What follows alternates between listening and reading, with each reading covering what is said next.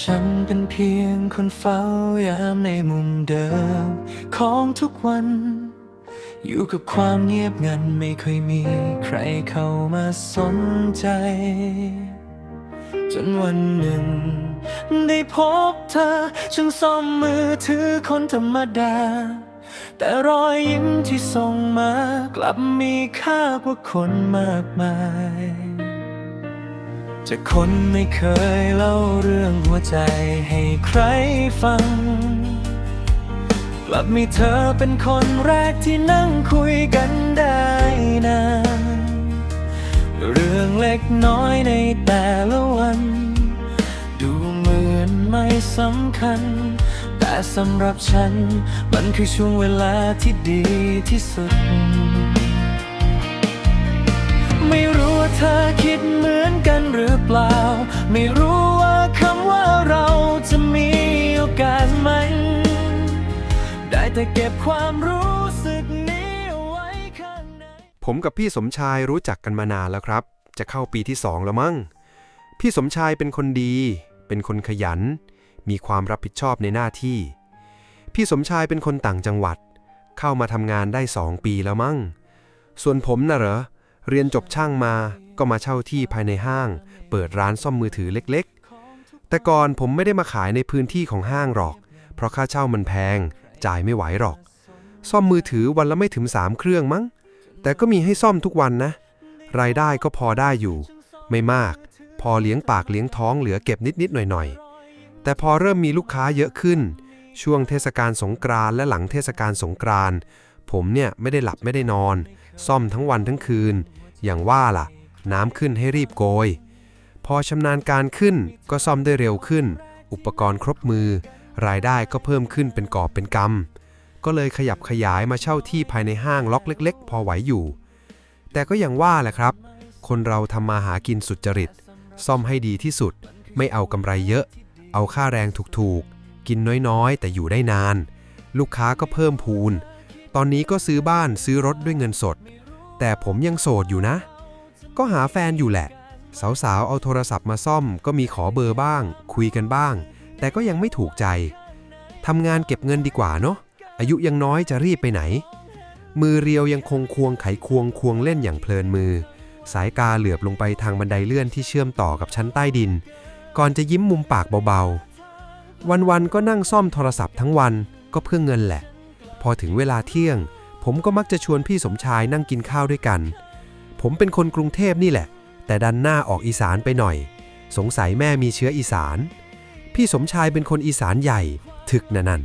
ที่บ้านแกทำนาไถนาเองแข็งแรงบึกบึนอย่าเล่นไปกับคนอีสานเห็นแบบนี้กางเกงเนี่ยฟิตเปี้ยเนยซิปจะปริเลยนะจะบอกให้แกชอบกินส้มตำไก่ย่างข้าวเหนียวและที่ขาดไม่ได้คือแจ่วบองของอร่อยผมก็ชอบกินนะแกบอกว่าปลาร้าที่นี่ไม่โหน่งเท่าที่บ้านแกสงสัยไม่อร่อยมั้ง ซึ่งเป็นอาหารที่ผมชอบมาตั้งแต่เด็กเหมือนกันเรา2 คนคุยกันถูกคอพี่สมชายก็เช่นกันถ้าผมไม่ลงไปหาแกชั้นล่างหมายถึงใต้ตึกลานจอดรถแกก็จะขึ้นมาหาผมแกบอกว่าไม่ได้คุยกับผมแล้วเหมือนขาดอะไรไปแรกๆฟังแล้วก็ขนลุกแต่พอพูดบ่อยๆขึ้นผมรู้สึกว่าอยากได้ยินทุกวันมันก็แปลกดีนะมันจะคล้ายๆบอกคิดถึงทุกวันหรือเปล่าป๋องวางอุปกรณ์ลงแววตาเป็นประกายวูบหนึ่งเมื่อนึกถึงสัมผัสการตบไหล่ที่ดูเหมือนจะลามเลียมากกว่าปกติของอีกฝ่ายทุกวันไม่ผมก็แกต้องไปหากันและที่สำคัญเรา2 คนมีนัดกินข้าวกันทุกตอนเที่ยงถ้าวันไหนแกเข้ากะดึกแล้วก็ผมลืมบอกไปห้างปิดเที่ยงคืนแกเลิกโน่นแหละเที่ยงคืนครึ่งผมก็นั่งคุยกับแกทั้งคืนเลยนะเพราะงานผมเป็นงานอิสระเปิดร้านตอนสายช่วงนี้ที่สมชายชวนผมไปดื่มกันที่ห้องพักอยู่บ่อยๆโทรศัพท์ของลูกค้าก็เยอะดินพอกหางหมูอยู่เนี่ยถ้าผมไม่ไปก็งอนไม่คุยกับผมซะงั้นเหมือนเด็กน้อยที่ไม่ได้กินนมยังไงอย่างนั้นแหละ รู้สึกว่าเหมือนเป็นแฟนกันยังไงไม่รู้พูดเยอะไม่ได้ผมขอทำงานก่อนละกันเดี๋ยวไอ้ที่ชายตัวดีจะรอนานจนหน้าบึ้งไปกว่านี้ทำไมวันนี้ไอ้ป๋องไม่มาหากูวะไอ้นี่บอกกี่ครั้งแล้วไม่จำสักทีแล้วกูจะให้มันมาทำอะไรวะมารายงานตัวเหรอกูนี่ก็เพี้ยนเหมือนกันนะ ไม่เห็นหน้ามันทีไรหงุดหงิดทุกที หรือว่ากูชอบมันวะ ไม่น่าใช่ สมชายโบกไม้โบกมือให้รถคันสุดท้ายออกไป ก่อนจะถอนหายใจยาว สายตาคมกริบมองขึ้นไปบนชั้นที่ร้านของป๋องตั้งอยู่ ราวกับจะมองทะลุพื้นคอนกรีตขึ้นไปเห็นหน้าไอเด็กช่างนั่นให้ได้ทำงานจะ2 ปีแล้ว ลากลับบ้านก็ไม่ได้ แม่ก็ดันมาป่วยตอนนี้ ดีนะที่พอมีเงินเก็บอยู่บ้าง จะลากลับบ้านไปเยี่ยมแม่สัก10 วัน ดันให้กูลาออกไปเลย เฮ้อ ชีวิตคนจน ขาดงานก็ขาดเงิน ไอ้ความเหงาเนี่ยช่างมาเถอะ แต่วันนี้มีเรื่องต้องคุยกับไอ้ป๋องว่าถ้ากูกลับบ้านบริษัทให้กูลาออกไปเลย กลับมาแล้วค่อยมาสมัครใหม่ จะลองชวนมันกลับบ้านไปด้วย เห็นมันบ่นว่าอยากไปเที่ยวอีสาน ไม่รู้ว่าถ้าชวนไปนอนด้วยกันที่บ้านนอกบรรยากาศมันจะพาไปถึงไหน สมชายกระตกยิ้มที่มุมปากอย่างมีความในก่อนจะหยิบโทรศัพท์ขึ้นมาพิมพ์ข้อความสั้นๆถึงป๋องว่าเที่ยงนี้เจอกันที่เดิมอย่าให้รอนานไม่งั้นจะขึ้นไปลากคอถึงร้านกินกูหิวจะตายแล้วเนี่ยวันนี้รถเยอะมากมึนเฮ้ยเหนื่อยจริงสมชายบ่นพร้อมจับสายหัวอย่างอ่อนแรงก่อนจะวางถุงแกงลงบนพื้นลมหายใจหอบถี่ของเขายังคงมีความหงุดหงิดเจือจางแววตาคมกริบจ้องมองไอ้รุ่นน้องตรงหน้าอย่างคาดมองอะไรบางอย่างทำงานก็อย่างนี้แหละพี่ ถ้าไม่อยากทำงานก็นอนอยู่เฉยๆจะได้ไม่เหนื่อย ป๋องหัวเราะร่วนมือคีบไก่ย่างส่งให้สมชายสายตาซุกซนของคนเป็นน้องมองสำรวจท่าทางของอีกฝ่ายด้วยความเอ็นดูที่เริ่มจะเลยเถิดไปมากกว่าแค่พี่น้องแนะนำไปเดี๋ยวนะมึงพี่ว่าจะลากลับบ้านที่อีสานสัก10 วันแต่บริษัทมันบอกให้พี่ลาออกไปเลยถ้าหายกลับมาเมื่อไหร่ค่อยมาสมัครใหม่พี่ละเซ็งเลยมึงว่าจะชวนมึงไปเที่ยวบ้านพี่ที่อีสานด้วยลาไม่ได้ซะงั้นสมชายใส่หัวเบาๆแววตาที่เคยมองถนนกลับมาจับจ้องที่ดวงตาของป๋องแทนที่จะเป็นที่อาหารตรงหน้าก็ดีเหมือนกันนะพี่สมชายเบื่อกรุงเทพไปเที่ยวต่างจังหวัดก็ดีไปอีกแบบว่าแต่พี่จะไปวันไหนล่ะและแม่พี่อาการเป็นยังไงบ้างลาได้เมื่อไหร่ก็กลับเมื่อนั้นตอนนี้แม่ก็อยู่กับน้องสาวดูแลอยู่อาการช่วงนี้ก็ทรงตัวใจพี่ล่ะอยู่บ้านแล้วตอนนี้ถ้ามันยุ่งยากนักก็ลาออกมันไปเลยหางานใหม่ทำดีกว่าไหมหรือไม่งั้นก็ลาออกไปเมื่อไหร่ก็กลับมาสมัครใหม่ผมว่าก็ดีเหมือนกันนะไม่ต้องพะวงหน้าพะวงหลังทั้งสองคุยกันพร้อมเอากับข้าวเข้าปากเขียวตุ้ยอย่างออกรสป๋องเหลือบไปเห็นท่าทางการนั่งของสมชายที่ดูจะคับแน่นผิดปกติไปนิดหน่อยเขาจึงแกล้งแย่ด้วยรอยยิ้มกรุ่มกริ่มนั่งดีๆหน่อยสิซิปจะแตกแล้วนั่นเอามันออกมากินข้าวด้วยเลยดีกว่าไหม ป๋องหัวเราะลั้นมือชี้ไปที่เป้ากางเกงของสมชายอย่างไม่เกรงกลัวแฝงความในที่คนฟังรู้ดีว่าหมายถึงอะไรเดี๋ยวกูควักออกมาจริงๆแล้วจะหนาวสมชายสวนกลับทันควันน้ำเสียงเข้มขึ้นและต่ำลงจนป๋องถึงกับชะงักสายตาของสมชายที่มองป๋องตอนนี้มันไม่ใช่สายตาของคนธรรมดาคุยกันแต่มันคือสายตาของคนที่พร้อมจะพิสูจน์คำขู่เมื่อไหร่ก็ได้ถ้ามีโอกาส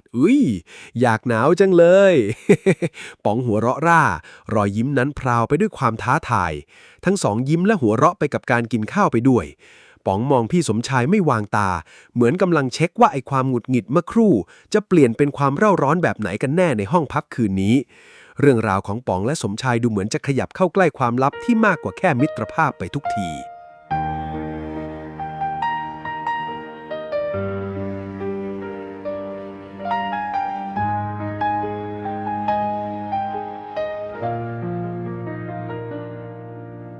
ฉันเป็นเพียงคนเฝ้ายามในมุมเดิมของทุกวัน อยู่กับความเงียบงันไม่เคยมีใครเข้ามาสนใจ จนวันหนึ่งได้พบเธอฉันซ่อมมือถือคนธรรมดา แต่รอยยิ้มที่ส่งมาอ้าวไอพี่สมชาย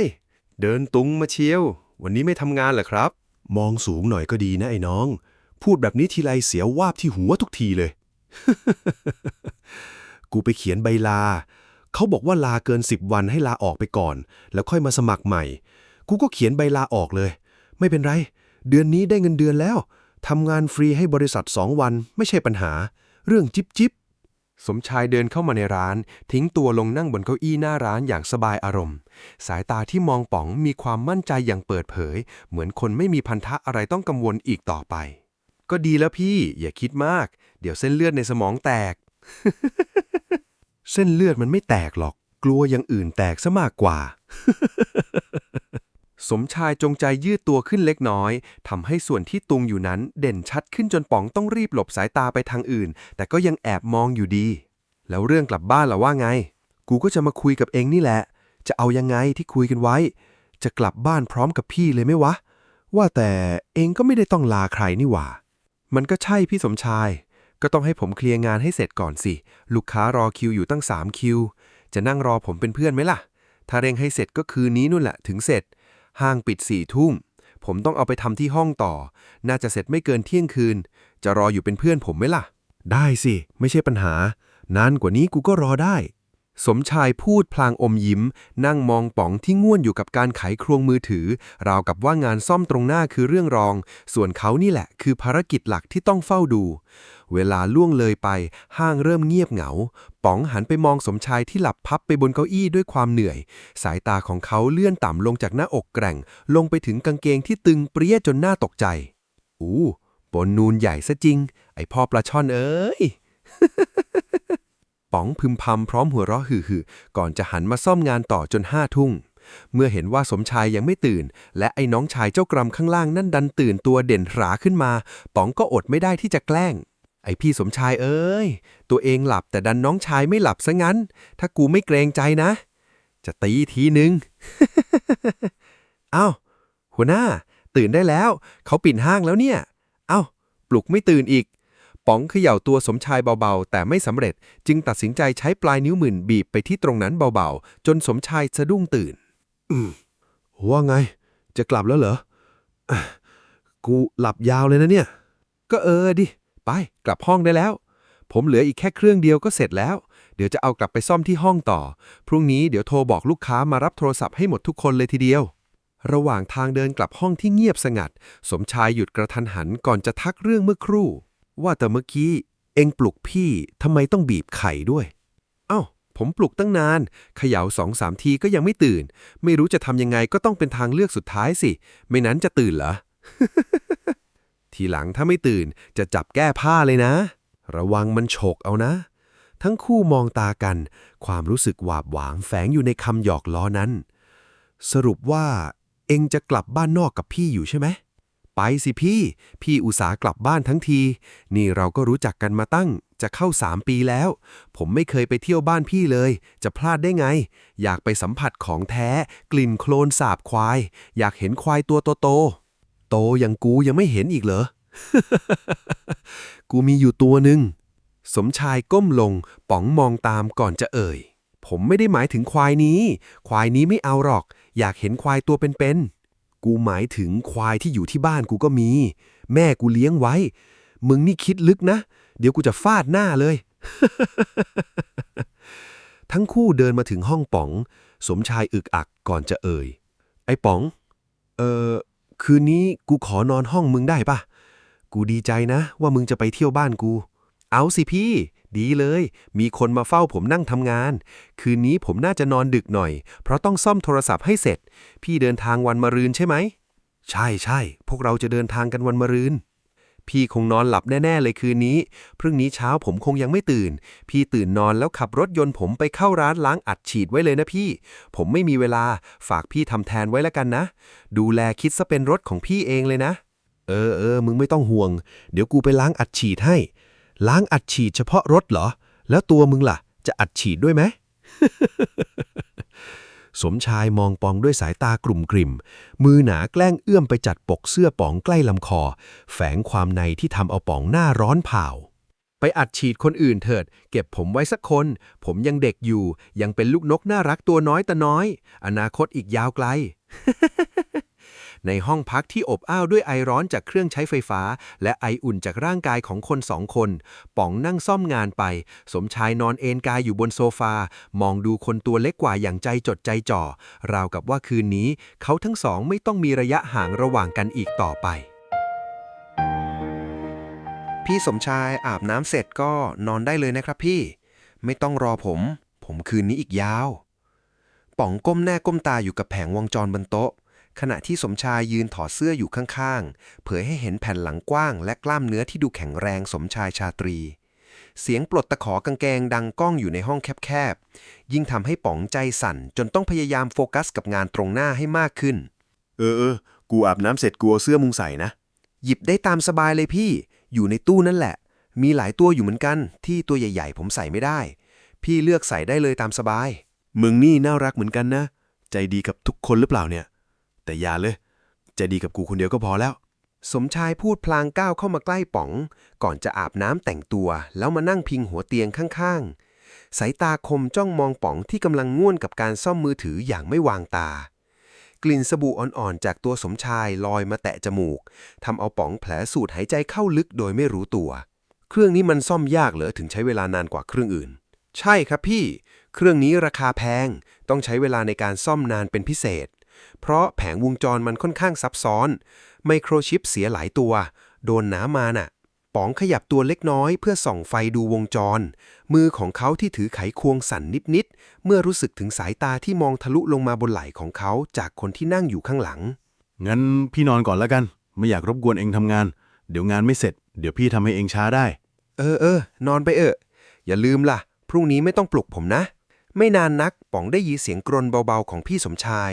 ป๋องเหลือบมองผ่านเงาสะท้อนของกระจกโต๊ะทำงานเห็นสมชายนอนหงายเผยให้เห็นเรียวขาและส่วนที่ตุงนูนภายใต้กางเกงบ็อกเซอร์ตัวโคร่งขาวที่เขาให้ยืมไปใส่ป๋องยิ้มหัวเราะในความซื่อบริสุทธิ์ของพี่สมชายที่เขาเคยเล่าว่าไม่เคยผ่านเรื่องอย่างว่ามาสักอย่างนอกจากช่วยตัวเองป๋องมองดูด้วยความเอ็นดูเขารักเหมือนพี่ชายคนหนึ่งเป็นเพื่อนที่สนิทเป็นได้ทั้งพี่และเพื่อนแต่ในใจลึกๆของเขานั้นยังสับสนบางทีก็หวงบางทีก็ห่วงยิ่งเห็นท่าทางการนอนที่ไม่ระวังตัวของคนข้างหลังยิ่งทำให้ป๋องรู้สึกว่าคืนนี้เขาทั้งสองอาจจะไม่ได้แค่นอนกันอย่างที่คิดป๋องตัดสินใจวางไขควงลงค่อยๆหันเก้าอี้กลับไปมองร่างที่นอนหลับตาพริ้มอยู่นั้นเสียงลมหายใจของสมชายมันช่างเชิญชวนให้เขาเข้าไปพิสูจน์ความรู้สึกที่ค้างคาใจอยู่ลึกๆเรื่องราวในคืนนี้ดูเหมือนจะเริ่มดึกและร้อนแรงขึ้นเรื่อยๆ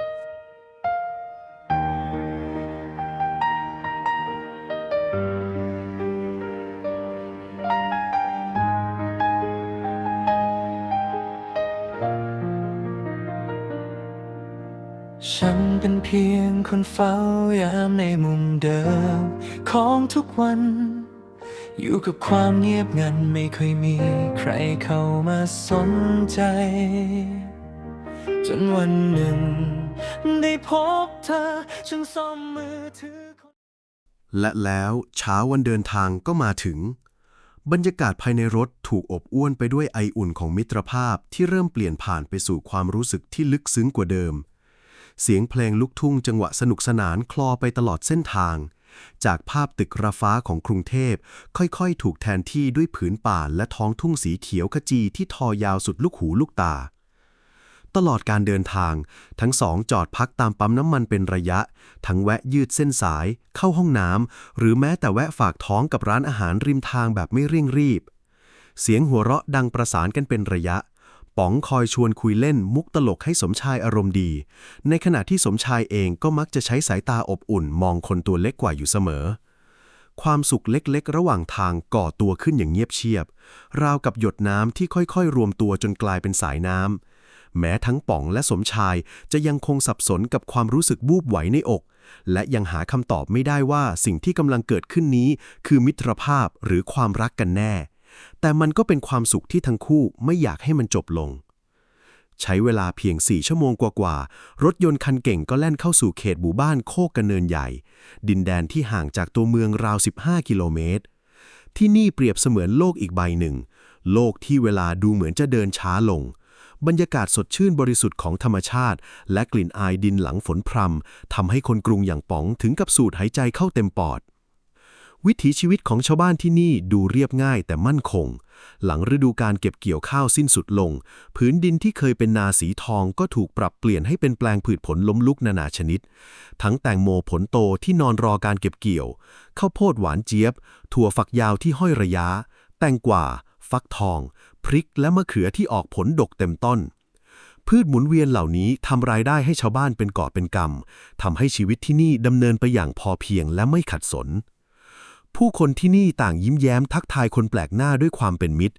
ความเอื้อเฟื้อเผื่อแผ่ที่มีให้กันเปรียบเสมือนเครือญาติทำให้หัวใจของป๋องรู้สึกอบอุ่นอย่างประหลาดสมชายมองดูหมู่บ้านบ้านเกิดของตัวเองด้วยความภูมิใจก่อนจะหันมามองป๋องที่กำลังตื่นตาตื่นใจกับทุ่งแตงโมข้างทางยินดีต้อนรับสู่บ้านของพี่นะไอ้ป๋องต่อจากนี้ไปอีก10 วันมึงกับกูมีเรื่องให้เรียนรู้กันอีกเยอะสมชายพูดทิ้งท้ายด้วยรอยยิ้มที่มีเลสในบางอย่างซ่อนอยู่ซึ่งทำให้ป๋องถึงกับหน้าร้อนเผาโดยไม่รู้ตัวการเดินทางมาถึงหมู่บ้านที่แสนสงบแห่งนี้ดูเหมือนจะเปิดโอกาสให้สมชายและป๋องได้ใกล้ชิดกันมากขึ้นท่ามกลางบรรยากาศที่เป็นใจอีพ่ออีแหมสวัสดีครับค่อยมาฮอดบ้านแล้วคนนี้ซื้อป๋องครับเป็นหมูค่อยมาแต่กรุงเทพเป็นคนดีมันจะมาเที่ยวบ้านเฮาป๋องยกมือไหว้พร้อมกันกับสมชาย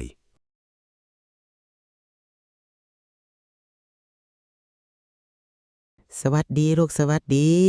พากันมาเมื่อยๆเขาเฮียนอาบน้ำอาบท่ากินเขากันไปสมชายเอ้ย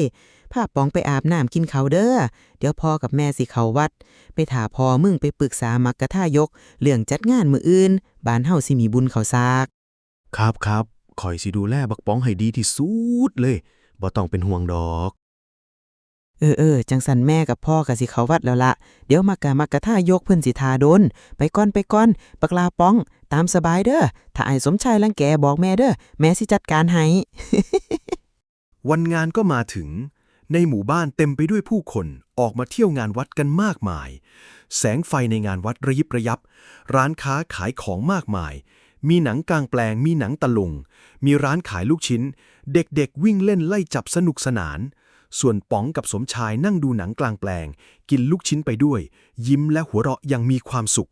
เราอยู่กรุงเทพไม่เคยมีเวลาไปนั่งดูหนังในโรงหนังกันเลยนะสมชายเอ่ยถามเราไม่ค่อยมีเวลาด้วยแหละผมก็ทำงานยิ่งที่สมชายยิ่งไม่มีเวลาใหญ่เลยเรา2 คนจะเอาเวลาไหนแล้วไปดูหนัง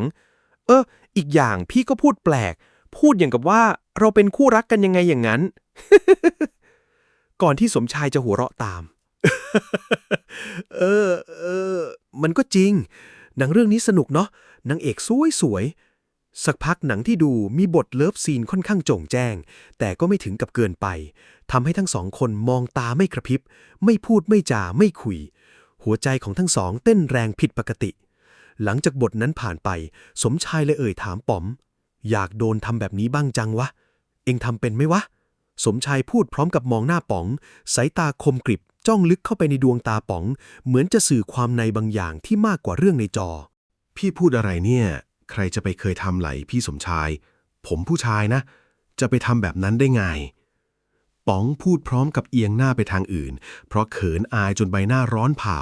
แต่ก็แอบเหลือบมองมือของสมชายที่วางอยู่ใกล้ๆขาตัวเองคนเราไม่มีใครเป็นหรอกต้องลองอีกอย่างไม่ลองไม่รู้นะเว้ยไอ้ป๋องสมชายพูดเสร็จพร้อมกับหันหน้ามองป๋องแล้วส่งยิ้มหวานมือหนาขยับไปสะกิดที่หัวเข่าป๋องเบาๆเป็นเชิงหยอกล้ออะไรไม่ต้องมาสะกิดเลยแล้วจะไปลองกับใครล่ะป๋องพูดพร้อมกับก้มหน้ากินลูกชิ้นเข้าปากแล้วเคี้ยวตุ้ยกลบเกลื่อนความประหม่าที่พุ่งขึ้นมาถึงขั้วหัวใจมึงนั่งอยู่กับกูก็ลองกับกูสิวะมึงจะไปลองกับใครล่ะไอ้นี่พูดแปลกเสียงหัวเราะดังในลำคอป๋องไม่พูดเพียงแต่ยิ้มบางๆแล้วดูหนังกันต่อต่างคนต่างเงียบแล้วก็มีบทเลิฟซีนอีกและมีหลายๆฉากทั้งสองยังคงมองอย่างตั้งใจบรรยากาศรอบข้างที่เริ่มเงียบลงทำให้เสียงลมหายใจของคนข้างๆดังชัดขึ้นในโสตประสาทเวลาผ่านไปดึกพอสมควรปะไอ้ป๋องกลับบ้านกันกูง่วงหนังกลางแปลงฉายถึงเช้าเลยนะมึงเราดูมา2 เรื่องแล้วเนี่ยไม่ไหวจะนั่งต่อแล้วหลังจากหนังเรื่องที่2จบทั้ง2เดินทางกลับบ้านบนถนนลูกรังสีแดงไร้ซึ่งบุคคล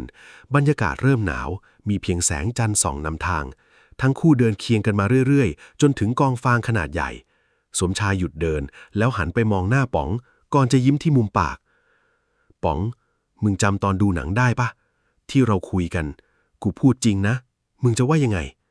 สมชายขยับเข้าไปใกล้จนป๋องได้กลิ่นกายชายวัยทำงานที่ผสมกับกลิ่นอายแดดมันทำให้ใจป๋องเต้นไม่เป็นจังหวะ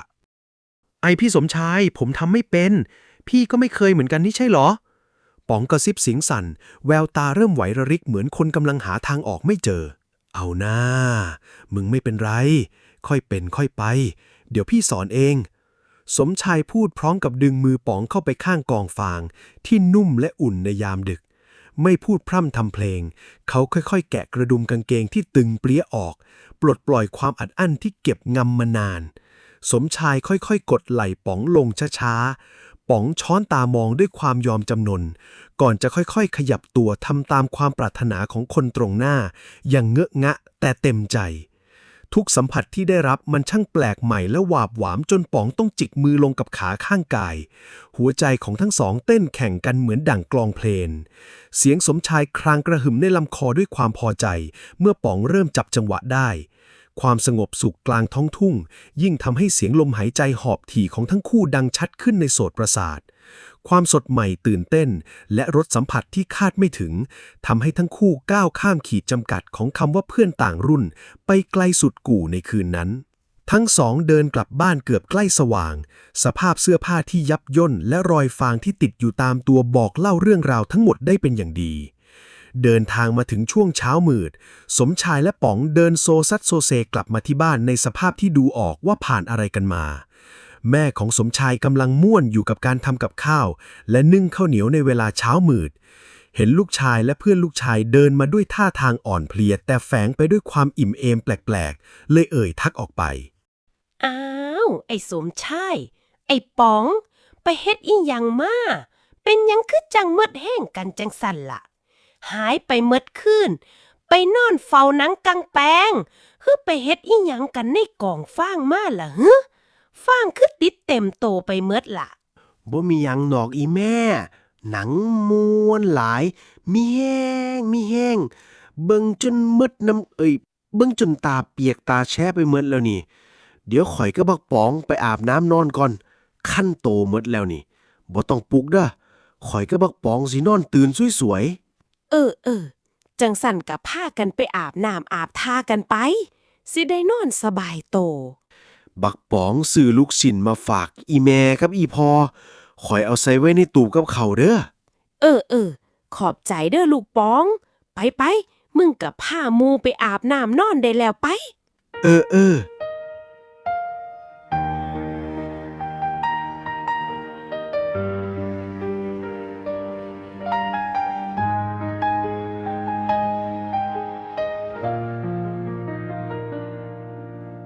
ฉันเป็นเพียงคนเฝ้ายามในมุมเดิมของทุกวัน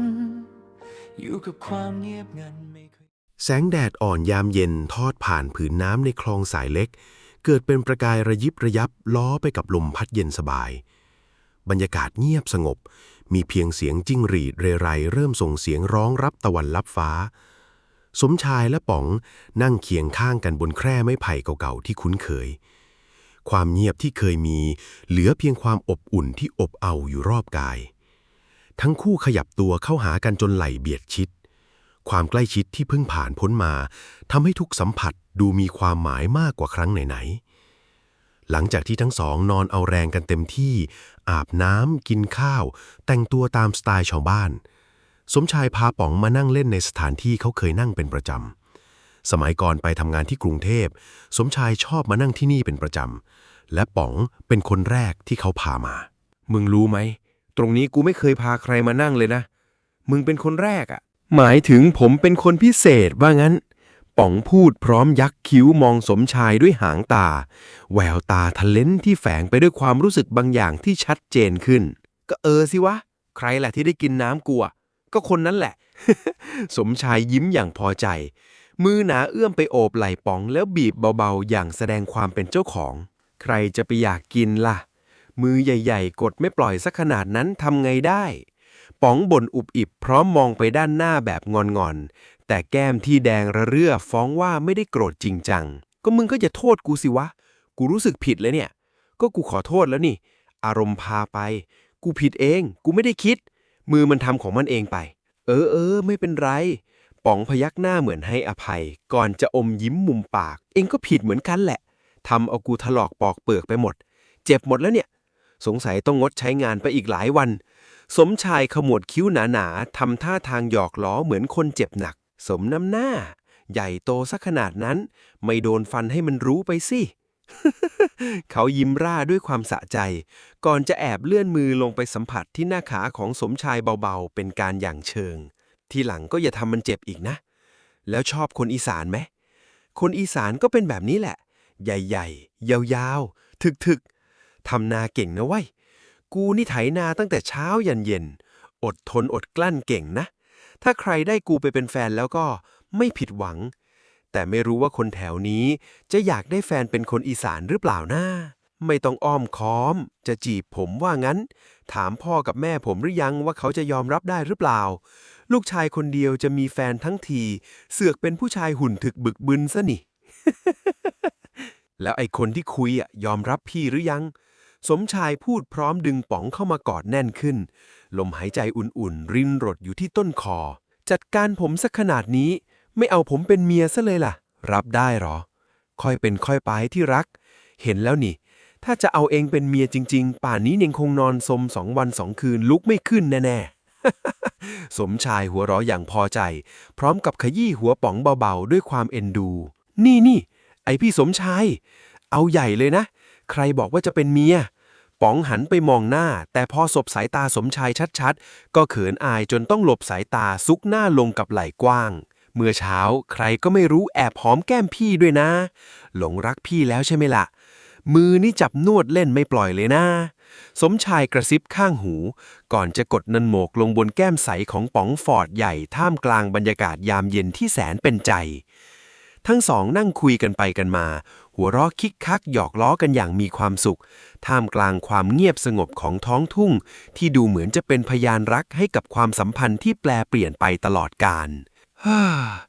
อิจฉาความรักของทั้งคู่จริงๆ ขอขอบคุณพี่สมชายและน้องป๋องที่ส่งเรื่องราวมาให้พวกเราได้รับชมรับฟัง ให้ช่องของเราเป็นสื่อกลางเผยแพร่เรื่องราวความรัก เพื่อเป็นกำลังใจให้กับทุกคู่หรือคนที่กำลังมีความรัก แล้วเจอกันใหม่เรื่องต่อไป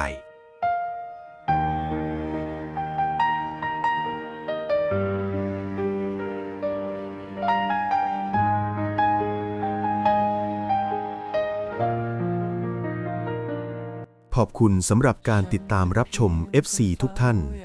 สามารถสนับสนุนช่องเพื่อขับเคลื่อนทำเรื่องต่อไป และเป็นกำลังใจให้กับทีมงาน Don Story LGBT เพื่อสร้างผลงานที่ดีออกมาให้ได้รับชมอีก ช่องทางการช่วยเหลืออยู่ใต้คลิปที่คอมเมนต์นะครับ ขอบคุณครับ แต่รอยยิ้มที่ส่งมากลับมีค่ากว่าคนมากมายจากคนไม่เคยเล่าเรื่องหัวใจให้ใครฟัง กลับมีเธอเป็นคนแรกที่นั่งคุยกันได้นานเรื่องเล็กน้อยในแต่ละวัน ดูเหมือนไม่สำคัญ แต่สำหรับฉันมันคือช่วงเวลาที่ดีที่สุด ไม่รู้ว่าเธอคิดเหมือนกันหรือเปล่าไม่รู้